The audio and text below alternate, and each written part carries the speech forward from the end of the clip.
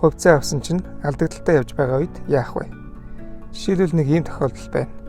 Нэлээд хэдэн монгол хувьцаанууд авцсан, харамсалтай нь үнэн унаад алдагдaltaй явж. За одоо болохоор монгол хувьцаанууд хог дахиж хизээч авахгүй гэсэн бодолтой хүн байна. Бодит байдал дээр энэ хүний хандлага шал эсэргээрээ буюу баярлах ёстой. Яагаад гэвэл алдагдaltaй явж ийн гэдэг нь хувьцааны үн хямдарсан байна тийм үү? Гэтэл үнэтэй байхад нь авсан мөртлөө хямд байхад нь яагаад авахгүй гэж. Жишээлбэл анх 1000 төгрөгөөр 10 ширхэг хувьцаа авч исэн бол одоо 1000 төгрөгөөр 20 ширхгийг авлаа гэж бодъё. Тэгвэл нийт 30 хувьцаатай болохоос гадна хувьцааны үн анх авсан үнэн дээр чинь очиход 1000 төгрөг буюу 33% ашиг хийх нэ. За тийм учраас хөрөнгө оруулалт гэдэг бол нэг удаа худалдаж аваад үн өсгийг нь хүлээж дарах биш, тогтмол дүнгээр байнга худалдан авахыг хэлдэг.